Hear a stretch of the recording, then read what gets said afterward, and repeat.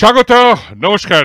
আমরা রয়েছে ব্যারাকপুরের বিভূতিভূষণ বন্দ্যোপাধ্যায় স্টেডিয়ামে, যেখানে রেলওয়ে এফসি মুখোমুখি মোহনবাগানের, এবং মোহনবাগান আগের ম্যাচে জয় পেয়েছে।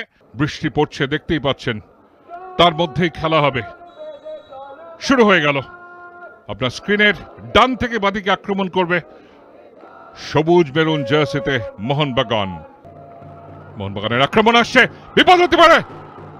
গোলমুখী ছিল, টাচটায় সেই পাওয়ারটা জেনারেট করতে পারেনি। ফিরতে পারে সালাউদ্দিন, এবং সঙ্গে সঙ্গে দুর্দান্ত গোল। মোহনবাগান এগিয়ে গেছে, যেটা বলছিলাম, খুব দ্রুত। দেখে নেন, এইখানটায় সুদীপ্ত ব্যানার্জি গোল ছেড়ে বেরিয়ে এসেছিলেন, এবং সালাউদ্দিন অত্যন্ত বুদ্ধিমত্তার সঙ্গে যেভাবে সেট আপ করেন এবং তাতে একটা চমৎকার শট দেন। এখানে অভিজ্ঞ অভিষেক আইচ একটু বের করার চেষ্টা করছিলেন, কিন্তু সন্দীপ সঙ্গে সঙ্গে বলের উপর ছিটকে চলে আসেন, এবং অনেকটা সময় অফসাইড কি হবে। শিবম মুন্ডা সরাসরি দ্বিতীয় গোল মোহনবাগানের জন্য। প্রথমটা মিস করেছিলেন, এইবারে কিন্তু ভুল করেননি, একদম এর মধ্যে অরক্ষিত ছিলেন।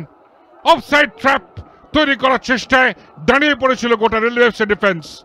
শিবম মুন্ডা ভুল করেননি, থ্রু দ্য কিপার পরিবর্তন রানা চক্রবর্তী গোলমুখী শটটা আটকাতে পারলেন না। স্কোর লাইন পাল্টে গেল। Railway FC 0, Mohun Bagan 2। এবং বিমলেন্দু মণ্ডল জানিয়ে দিলেন যে আজকের মতো ব্যারাকপুরে বিভূতিভূষণ বন্দ্যোপাধ্যায় স্টেডিয়ামে ব্যাক টু ব্যাক জয় তুলে নিল মোহনবাগান।